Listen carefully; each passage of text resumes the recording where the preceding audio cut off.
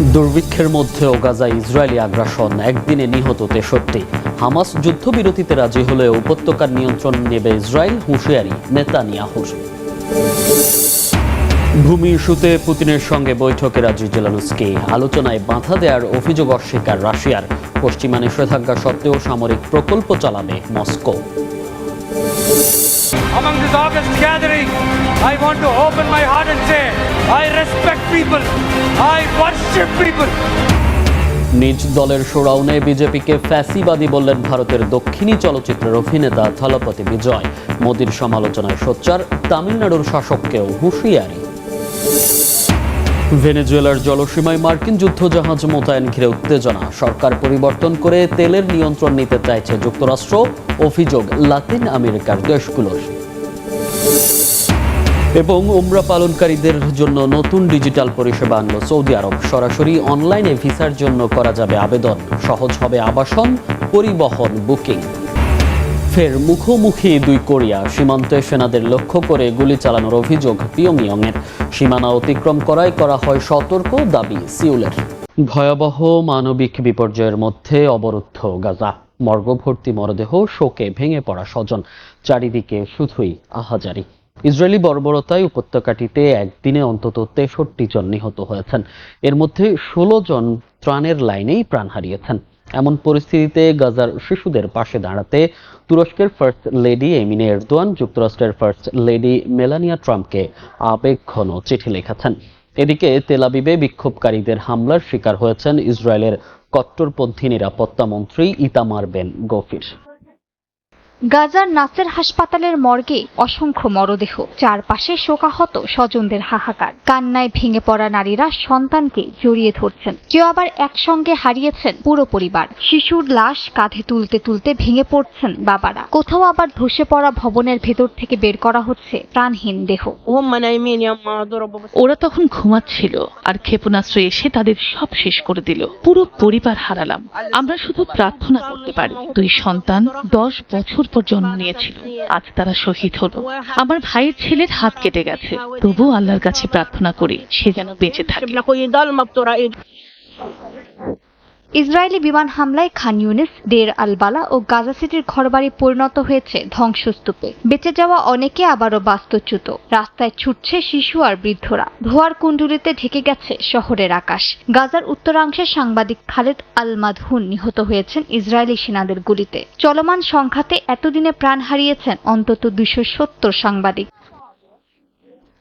অন্যদিকে খাদ্য সহায়তার জন্য জিকিম এলাকায় লাইন ধরেছেন হাজারো মানুষ। হতাশ হয়ে ফিরে যাচ্ছেন খালি হাতেই অনেকে। সর্বত্র দুর্ভিক্ষের ভয়াবহ চিত্র, ক্ষুধায় কাতর অসংখ্য শিশু। জাতিসংঘ সমর্থিত সংস্থা আইপিসি বলছে গাজা সিটি ইতিমধ্যেই দুর্ভিক্ষের কবলে, আর তা দ্রুত ছড়িয়ে পড়ছে দক্ষিণে। এমন প্রেক্ষাপটে তুরস্কের ফার্স্ট লেডি এমিনে এরদোয়ান যুক্তরাষ্ট্রের ফার্স্ট লেডি মেলানিয়া ট্রাম্পকে আবেগঘন চিঠি লিখেছেন। তিনি মেলানিয়া ট্রাম্পকে স্মরণ করিয়ে দিয়েছেন ইউক্রেন যুদ্ধের শিশুদের পাশে দাঁড়ানোর কথা। আহ্বান জানিয়েছেন একই কণ্ঠ এবার যেন শোনা যায় গাজার শিশুদের জন্য।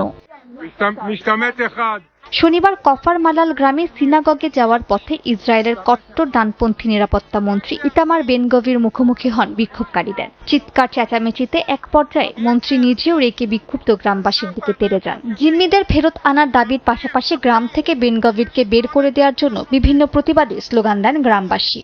হামাস যুদ্ধবিরতি ও বন্দি বিনিময় চুক্তিতে রাজি হলেও ইসরায়েলি সেনারা গাজা দখলে নেবে বলে জানিয়েছেন ইসরায়েলি প্রধানমন্ত্রী বেনিয়ামিন নেতানিয়াহু।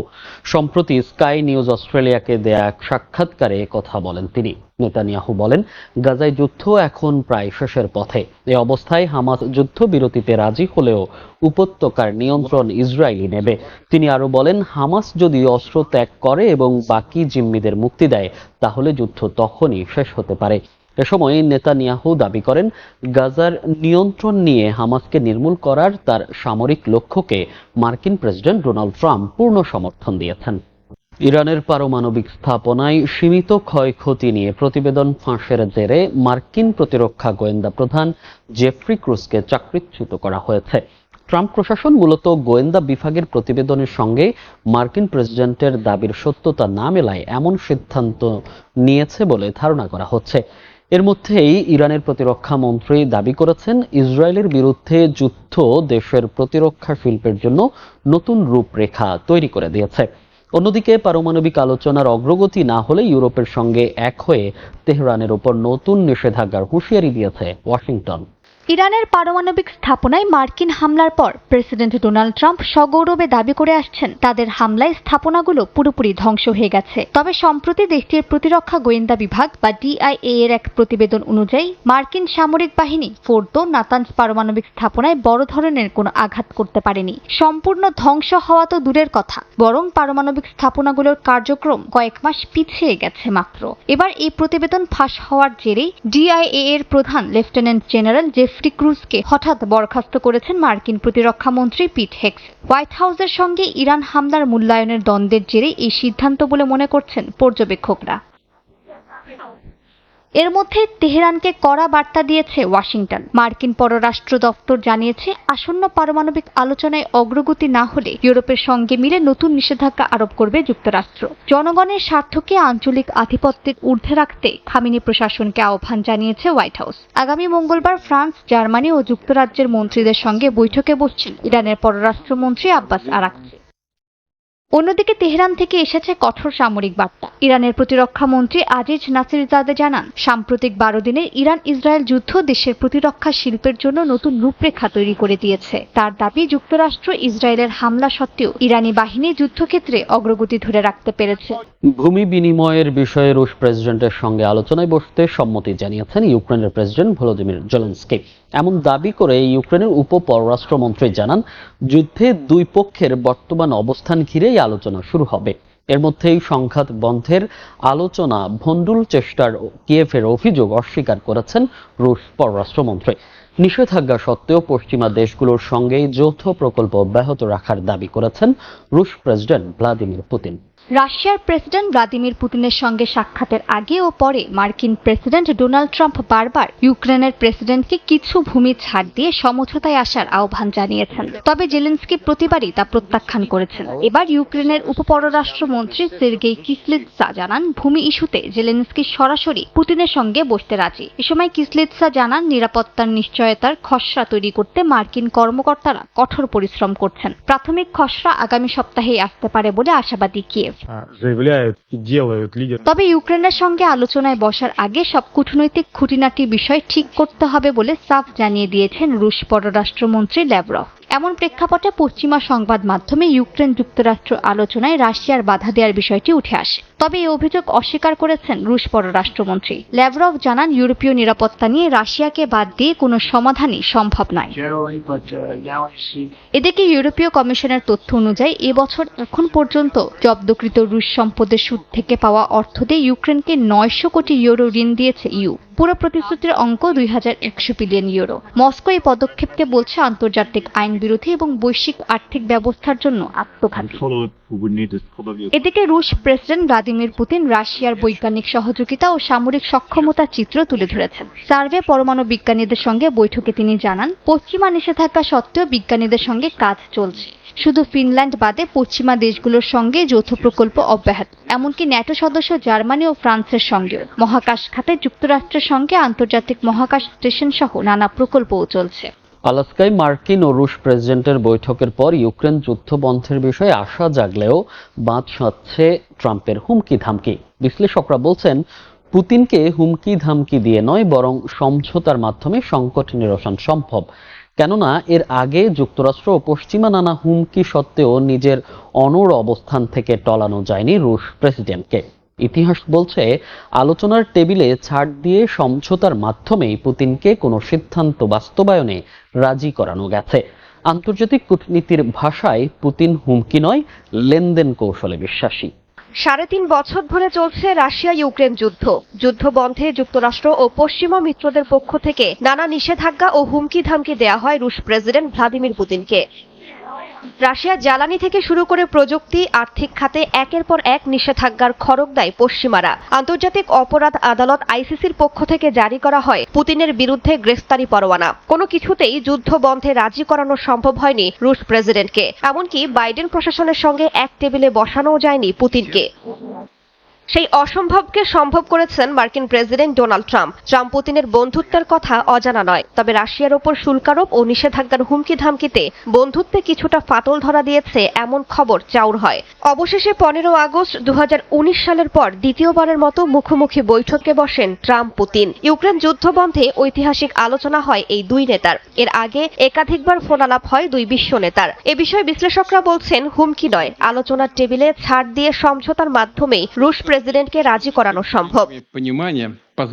এর আগে 2022 সালে তুরস্ক ও জাতিসংঘের মধ্যস্থতায় কৃষ্ণ সাগরে করা শস্য চুক্তিতে রাশিয়া রাজি হয়েছিল, বিনিময়ে কিছু অর্থনৈতিক ছাড় দিতে হয়। একইভাবে 2015 সালে ইরানের পারমাণবিক চুক্তিতেও কৌশলগত লাভের কারণে পশ্চিমাদের সঙ্গে এক টেবিলে বসতে দ্বিধা করেনি মস্কো। তুরস্ক রাশিয়ার সম্পর্ক আগে খারাপ হলেও জ্বালানি ও প্রতিরক্ষা সহযোগিতার সমঝোতার মাধ্যমে সম্পর্ক ঘনিষ্ঠ হয় মস্কো আঙ্কারার। এখানে হুমকি নয়, বরং কাজ করেছিল পারস্পরিক স্বার্থ। বিশ্লেষকদের মতে ব্যক্তিগত সম্পর্ক সম্মানের জায়গা এবং রুশ জনগণের কাছে সুবিধা দেখাতে পারলেই পুতিন সমঝোতায় আসতে রাজি হন। আন্তর্জাতিক কূটনীতির ভাষায় হুমকি নয়, বরং গিভ অ্যান্ড টেক কৌশল মেনে চলেন ভ্লাদিমির পুতিন। রাজনীতির ময়দানে দাঁড়িয়ে বিজেপিকে ফ্যাসিবাদী বলে এক হাত নিলেন ভারতের দক্ষিণী চলচ্চিত্রের জনপ্রিয় অভিনেতা থলপতি বিজয়। ভারতের দক্ষিণাঞ্চলের তামিলনাড়ুর মাদুরাই এলাকায় নিজের রাজনৈতিক দল টিভিকের প্রচারে দাঁড়িয়ে নরেন্দ্র মোদীকে তুলাধুনা করেন এই তারকা রাজনীতিক। অভিনেতা থেকে রাজনীতিক হয়ে জনপ্রিয়তাকে ভর করে তামিলনাড়ুর বর্তমান শাসক ডিএমকের বিরুদ্ধে হুঁশিয়ারি উচ্চারণ করলেন থলপতি। ஒரு சிங்கம் எப்போ எதுலயும் பெக்யூலியர் தான். வெகு சின்ன மக்கள் படை உங்களுக்காக சேவை செய்ய உங்க விஜய் நான் வர। গেল বছর ফেব্রুয়ারিতে অভিনয়ের পাশাপাশি সক্রিয় রাজনীতিতে যোগ দেন ভারতের দক্ষিণী চলচ্চিত্রের সুপারস্টার থালাপতি বিজয়। গড়েন টিভিকে নামে নিজের একটি রাজনৈতিক দলও। There are so many jackals and other animals in the forest, but there will be only one lion. আগামী বছর তামিলনাড়ুর বিধানসভা নির্বাচন, মূলত নিজের দলের হয়ে খুঁটি সাজাতেই বিধানসভার গুরুত্বপূর্ণ এলাকায় নিয়মিত রাজনৈতিক সভা করছেন তিনি। দুদিন আগে মাদুরায়ে ছিল তার এমনই একটি শোডাউন। ஒரு சிங்கம் எப்போ எதுலயும் பெக்யூலியர் தான். কয়েক লাখ মানুষের সামনে এদিন কার্যত ভারতের কেন্দ্রীয় শাসক দল বিজেপিকে দেশের ফ্যাসিবাদী দল হিসেবে আখ্যায়িত করেন। এক হাত নেন রাজ্যটির বর্তমান শাসক ডিএমকে নেতা মুখ্যমন্ত্রী এমকে স্ট্যালিনকেও। বলেন এটা কোনো অভিনয় নয়, রাজনীতি। বিজেপি ফ্যাসিবাদ দল আর ডিএমকেও দেশের নাগরিকের শত্রু হিসেবে আখ্যা দেন তিনি। থালাপতি দাবি করেন তার এই সংগ্রাম আদর্শের লড়াই। என்னுடைய தோழர்களுக்கும் தோழிகளுக்கும் থালাপতি বিজয় 1984 সালে শিশুশিল্পী হিসেবে পর্দায় পা রাখেন। এরপর 1992 সালে নাল্লিয়া থারপু চলচ্চিত্রের অ্যাকশন হিরো হিসেবে আত্মপ্রকাশ করেন তিনি। দক্ষিণ ভারতের জনপ্রিয় অভিনেতাদের মধ্যে বিজয় অন্যতম। পর্দার জনপ্রিয়তাকে কাজে লাগাতে সরাসরি রাজনীতির ময়দানে নেমেছেন তিনি। আগামী বছর তামিলনাড়ু বিধানসভায় প্রতিটি আসনে তার দলের প্রার্থী প্রতিদ্বন্দ্বিতা করবেন বলেও এদিন ঘোষণা দেন থালাপতি বিজয়। அத்தனை கூக்குரல்களை ভেনেজুয়েলার জলসীমায় মার্কিন যুদ্ধজাহাজ মোতায়েনকে কেন্দ্র করে শুরু হয়েছে তীব্র সমালোচনা। যুক্তরাষ্ট্রের এমন পদক্ষেপের বিরোধিতা করেছে লাতিন আমেরিকার দেশগুলো। তাদের অভিযোগ, ভেনেজুয়েলায় সরকার পরিবর্তন ও তেলের নিয়ন্ত্রণ নিতেই এমন পদক্ষেপ নিয়েছে দেশটি। তবে যুক্তরাষ্ট্রের দাবি, লাতিন আমেরিকার মাদক চক্র মোকাবেলা করতেই যুদ্ধজাহাজ মোতায়েন করা হয়েছে। মার্কিন প্রেসিডেন্ট ডোনাল্ড ট্রাম্পের নির্দেশে ভেনেজুয়েলার জলসীমায় পাঠানো হয়েছে 3টি এজিস গাইডেড মিসাইল ডেস্ট্রয়ার। ওয়াশিংটনের দাবি, এ মোতায়েন লাতিন আমেরিকার মাদক চক্র মোকাবিলার অংশ। তবে ভেনেজুয়েলাকে ঘিরে সামরিক উপস্থিতিকে সরাসরি হুমকি হিসেবে দেখছে প্রতিবেশী দেশগুলো। বুধবার আলবা টিসিপি জোটের জরুরি শীর্ষ বৈঠকে যুক্তরাষ্ট্রের পদক্ষেপের কড়া নিন্দা জানানো হয়। ভেনেজুয়েলার প্রেসিডেন্ট নিকোলাস মাদুরোর প্রতি পূর্ণ সমর্থন পুনর্ব্যক্ত করে জোট বলেছে, কোনো বিদেশি হস্তক্ষেপ গোটা লাতিন আমেরিকা ও ক্যারিবীয় অঞ্চলের স্থিতিশীলতাকে বিপর্যস্ত করবে। বিশ্লেষকরা মনে করছেন, মাদক চক্র মোকাবিলার অজুহাতে ভেনেজুয়েলার সরকার বদলানো ও তেলের নিয়ন্ত্রণ নেওয়ার চেষ্টা করছে যুক্তরাষ্ট্র, যার অংশ হিসেবে ভেনেজুয়েলার জলসীমায় যুদ্ধ জাহাজ মোতায়েন করেছে ট্রাম্প প্রশাসন। দ্বিতীয় বিশ্বযুদ্ধের পর বিভিন্ন সময় যুক্তরাষ্ট্র তেলের নিয়ন্ত্রণে একাধিকবার এমন কৌশল নিয়েছে বলেও জানান তারা। ভেনেজুয়েলার কাছে ক্যারিবিয়ান অঞ্চলে সেনা মোতায়েনের উদ্দেশ্য হল ভেনেজুয়েলার সরকারকে উৎখাত করা। লাতিন আমেরিকার প্রতি ট্রাম্পের বার্তা হল তথাকথিত মনোরো মতবাদ আবারও ফিরে এসেছে। যুক্তরাষ্ট্র নিঃসন্দেহে তেলের নিয়ন্ত্রণও নিতে চায়। 1945 সালে দ্বিতীয় বিশ্বযুদ্ধ শেষ হওয়ার পর এটি প্রথমবার নয়। এরই মধ্যে যুক্তরাষ্ট্রের এমন পদক্ষেপের বিরোধিতা করেছে প্রতিবেশী দেশ ব্রাজিল। প্রেসিডেন্টের বিশেষ উপদেষ্টা সেলসো আমোরিমো উদ্বেগ জানিয়ে বলেন, হস্তক্ষেপ বিরোধিতা ব্রাজিলের বৈদেশিক নীতির মৌলিক ভিত্তি। যুক্তরাষ্ট্র মাদক ও সন্ত্রাসবাদের অজুহাতে অন্য দেশে সামরিক পদক্ষেপ নেবে, এটি মোটেই গ্রহণযোগ্য নয়।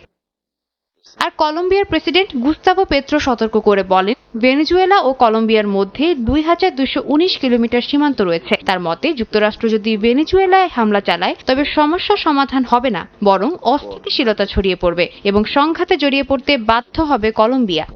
দক্ষিণ কোরিয়ার সেনাবাহিনীর বিরুদ্ধে উত্তর কোরিয়ার সেনা সদস্যদের লক্ষ্য করে গুলি চালানোর অভিযোগ তুলেছে পিয়ংইয়ং।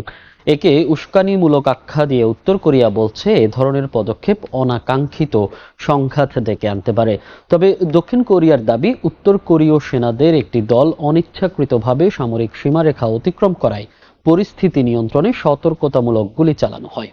কোরীয় উপদ্বীপে বহুদিন ধরে অস্থিরতা বিরাজ করে আসছে। সীমান্ত সংঘর্ষ কিংবা সামরিক মহড়ার মতো ঘটনা বারবার দুই দেশের মধ্যে উত্তেজনা তৈরি করছে। এমন পরিস্থিতির মধ্যেই নতুন করে সীমান্তে প্রবেশের ঘটনাকে কেন্দ্র করে দুই পক্ষের মধ্যে সম্পর্ক আরো জটিল হয়ে উঠেছে। এরই মধ্যে দক্ষিণ কোরিয়ার সেনাবাহিনীর বিরুদ্ধে উত্তর কোরিয়ার সেনা সদস্যদের লক্ষ্য করে গুলি চালানোর অভিযোগ তুলেছে পিয়ংইয়ং। দেশটির অভিযোগ, গত মঙ্গলবার সীমান্তে নির্মাণ কাজে নিযুক্ত উত্তর কোরীয় সেনাদের একটি দল অনিচ্ছাকৃতভাবে সামরিক সীমারেখা অতিক্রম করে। পরে দ্রুত তারা নিজ ভূখণ্ডে ফিরে এলেও তাদের লক্ষ্য করে গুলি চালানো হয়। এই ঘটনার পর তীব্র প্রতিক্রিয়া জানিয়েছে পিয়ংইয়ং। স্থানীয় সময় শনিবার দেশটির রাষ্ট্রীয় সংবাদ মাধ্যমে প্রকাশিত এক প্রতিবেদনে বলা হয়, সীমান্ত শক্তিশালীকরণের দায়িত্বে থাকা সেনাদের লক্ষ্য করে অপ্রয়োজনীয়ভাবে গুলি চালানো হয়েছে। এ ধরনের পদক্ষেপ অনাকাঙ্ক্ষিত সংঘাত ডেকে আনতে পারে বলেও সতর্ক করেছে উত্তর কোরিয়া। বিশ্লেষকদের মতে, দুই দেশের মধ্যে আস্থার সংকট এখনো কাটেনি। 1953 সালে কোরিয়ান যুদ্ধের অবসান হলেও আজও শান্তি চুক্তি হয়নি। সাম্প্রতিক এই ঘটনা দুই দেশের মধ্যে সম্পর্ক উন্নয়নের পথে নতুন প্রতিবন্ধকতা তৈরি করতে পারে বলে মনে করছে তারা।